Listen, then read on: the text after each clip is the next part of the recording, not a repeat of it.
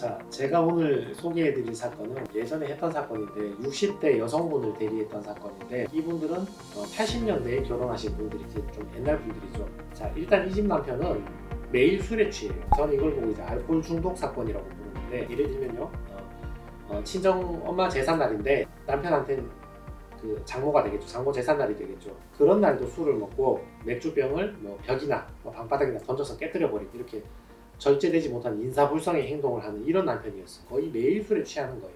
집에서도 술 먹고 밖에서도 술 먹고 매일 술에 취해 있는 그런 사람이었어요. 이런 알코올 중독 사건에는 특징들이 몇 가지 있습니다.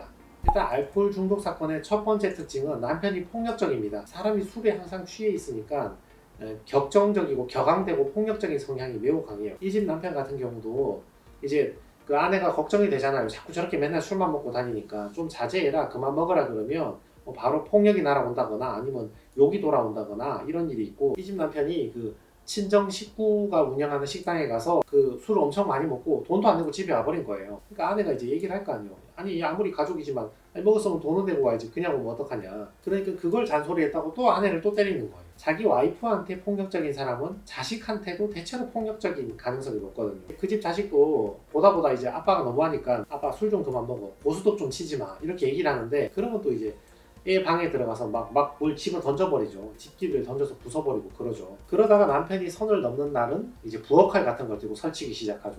이게 이제 뭐 과도 들고 설쳤다 그러니까 이게 드라마에만 있는 얘기 같잖아요. 근데 당해본 여성분들은 잘 아실 거예요. 이게 한 명이 성격이 이제 이러면 집에 사실 뭐 들 게 없잖아요. 사람이 감정이 극단적으로 격앙되면 집에 가장 극단적인 물건으로 들 거는 과도밖에 없다고요. 식칼. 그런 거밖에 없다고요. 그런 거 들고 위협하면서 설치는 거예요. 뭐 방문에 꽂아버리고 소파에 꽂아버리고 막 이렇게 위협하는 거죠. 그렇다고 그걸 들고 사람을 실질적으로 위협할 만할, 해칠 만할 그런 배짱도 없어요. 그냥 들고 폰만 잡는 거예요, 폰만. 그래서 그거 들고 설친 날에 여자분이 이제 자기도 참다 이게 선을 넘으니까 경찰에 신고하고, 경찰이 와서 현행범으로 체포해 가버리고 뭐 그런 일도 있었죠. 자, 알코올 중독 사건의 두 번째 특징은 돈을 못 벌어요. 이 집 같은 경우도 여성분은 막 미식일 배워서 미식일 하시고 아니면 노점상 같은 거 하시고 액세서리 판매하시고 진짜 힘들게 살아요. 그렇게 힘들게 모은 돈으로 간신히 보증금 마련하고 뭐 이렇게 살거든요. 근데 이렇게 알코올 중독 남편들은 제대로 하는 일이 없어요. 뭐 이 일 좀 하다가 힘들면 때려쳐버리고, 그 다음에 저 일을 하다가 저 일 좀 안 맞다 싶으면 때려쳐버리고, 그 집에 와서 또 술 먹고, 제대로 꾸준히 오래 하는 일이 없는 거지. 그러니까 이런 남자분들은 사기도 엄청 잘 당해요. 뭔가 어떤 일을 성실히 꾸준히 노력할 그런 재주가 없으니까, 노력할 만한 의지가 없으니까 누가 와서, 사회 선배가 와서 야 이거 하면 돈 쉽게 벌 수 있다더라, 이거 한번 해보자, 그런 말 하면 금방 속아 넘어가요. 이 남편도 그 말을 믿고 아는 사람한테 신용카드하고 뭐 이런 거 좀 건넸다가 5천만 원 넘게 빚을 진 거죠. 생모만 생긴 거지. 돈은 못 벌어오고. 또 이런 알코올 중독 사건의 세 번째 특징이 자녀들이 제일 힘듭니다. 일단 어디 한 군데 정착이 제대로 안 되잖아요. 돈이 있어야 집을 구해서 정착을 하지. 남편은 맨날 사고 치고 다니지. 그러니까 엄마는 어린 애 키우면서 힘들게 나가서 일하는데 애 키우면서 일해봤자 그 벌어봐야 얼마 벌겠어요. 그 단순 노무직이나 이런 거 하니까 최저시급이나 그거보다 못 벌게 되지.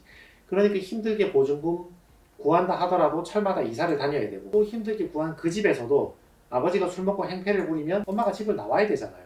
근데 애가 어릴 때는 애를 버리고 나올 수 없다고 데리고 나와야 돼. 근데 이제 애가 딸이면 뭐 더 애처롭지. 그 어린 딸내미 데리고 엄마가 집에 나왔는데 갈 데가 어디 있어.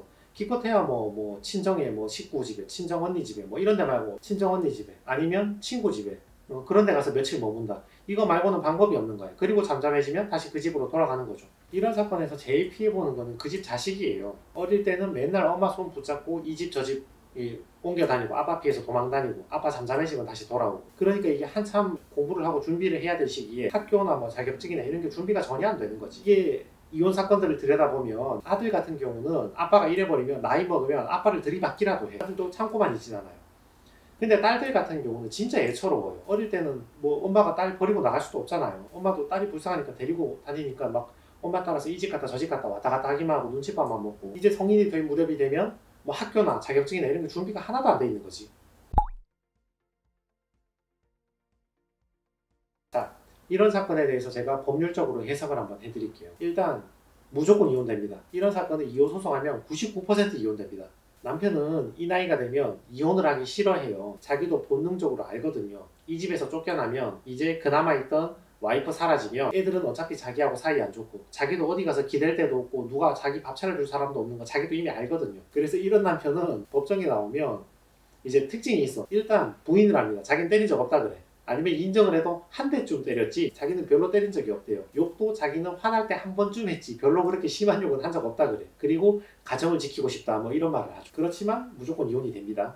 자녀가 아버지의 폭력성에 대해서 진술서, 그 사실 확인서 이런 거 한 장 써줘 버리거나 아니면 이 집처럼 남편의 폭력이 심할 때 여자가 경찰에 한번 신고를 했더라면 사건 신고 사실 내역 확인서 그걸 받을 수가 있거든요. 그런 거 받아서 법원에 제출을 한다거나 아니면 여자가 맞았을 때 병원에 가면 그 진단서라는 게 기록이 남거든요. 그 진단서를 떼서 법원에 낸다거나 이렇게 해버리면 무조건 이혼된다고 보시면 됩니다. 근데 이런 사건의 문제가 위자료가 없어요. 그러니까 없다는 뜻이 법원에서 위자료를 지급하라 이걸 안 해준다 그 뜻이 아니고 해주라 하는데 남편이 돈이 없잖아요. 평생 술만 먹고 살았는데 남편이 버는 돈도 없고 재산도 없고 아무것도 없다고요. 가져올 게 없어. 그러니까 이런 사건에서 소송을 제기하는 어머니, 사모님 입장에서는 자기 자신도 이미 돈에 대한 기대가 없어요. 남편한테 소송해봤자 저 인간이 뭐 위자료나 재산보다 줄 것도 없다는 거 아니까 그냥 빨리만 이혼하자 이거지. 꼴 보기 싫으니까 빨리만 이혼하자 이거예요. 그래서 이 사건 같은 경우도 판결 끝까지 안 가고 가운데 화해 권고 결정을 받아가지고 남편이 이혼하기 싫다 하는데 시끄럽고 됐고 판사님 이거 빨리 이혼해주세요 해서 판결까지 안 가고 화해 권고 결정 받아가지고 그냥 찍고 빨리 끝내버렸습니다. 자, 그래서 오늘의 결론 무조건 이혼된다. 빨리 이혼하시라. 없는 게 낫다. 이상입니다.